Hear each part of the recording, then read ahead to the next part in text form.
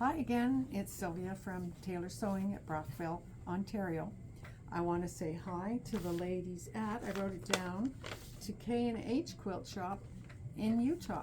We had an email from Sherry asking for the notes to go along with the videos that we're doing, and I just hope that they've been helpful. We've got a few more coming, and I've got number 4 done, and now we're working on month 5. So month 5 again has a lot of little pieces, so you may have to adjust your 1/4 inch so that each of your units comes up to 4.5 inches. You'll start by, I'll check my notes because it was a little while ago. Step 1 of the piecing asks you to draw a diagonal line on the wrong side of fabric F, K, and N.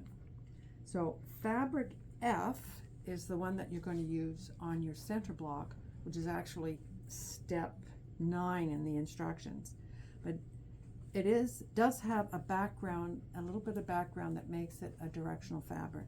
So I suggest that you divide your piles in half again, and you'll draw your diagonal line for stitching top right to bottom left on one pile and top left to bottom right on the other, so that when you're placing them on, you do a quick check. Now they can be vertical or horizontal, but just make sure you've got all of them going in the same direction, because when you go to put your final block in the final layout, whatever direction it goes, but to keep them all the same within the block is a little more eye-pleasing. From there you will make flying goose and flying goose. Geese, goose. I know, I never know which one to use. They ask you to press the seam allowance out to the corner squares on the first block, but I'm going to suggest you press them in on the second one, which is unit, that will be unit 1B. Is that 1B? Yes. So on unit 1B, press your seam allowances to the center, because it's going to nest with, it's going to come up next to this block that you will press your seam allowances out. So when you place this unit on that unit, those seam allowances will be going in opposite directions, and it'll nest better when you go to sew this seam. Now, as in block 4, you will be making this unit half square triangle, and they want you to have half of them with the stripes in P going vertically and half with the stripes in P going horizontally.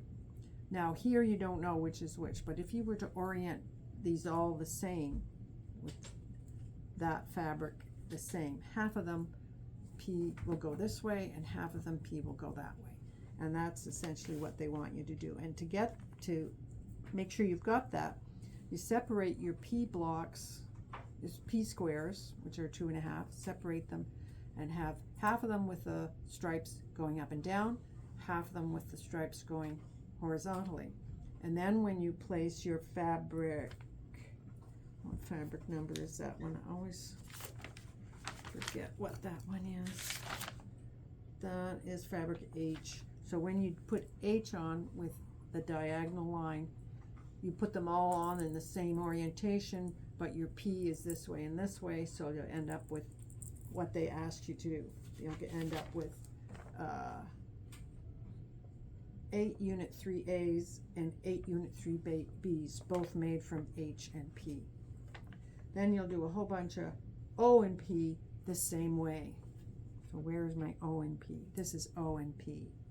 So again, half of them you'll have your P fabric with the stripes going vertically, and the other pile with the stripes going horizontally, and then you put your O fabric on with the diagonal line in the same direction. And then as you put your final block together, where did that page go? Yes.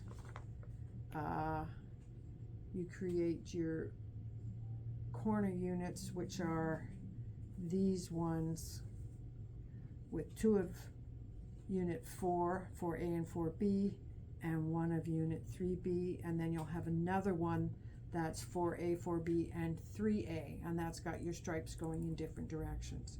So they have it laid out on the instructions how to do that.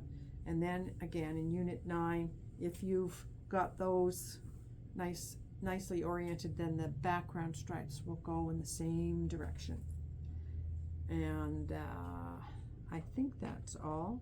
Oh yes, just make sure when you're putting these ones together, and it was the same in block 4, which is over here, I don't know if you can see it, but in block 4 in my notes I do say to pay attention to the orientation of this unit so that you get your squares, your green squares in the outside corners.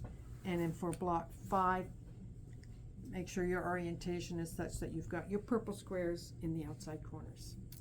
So again, the written notes are available, and I'll be sending them off to the ladies at K&H Quilt Store in Utah.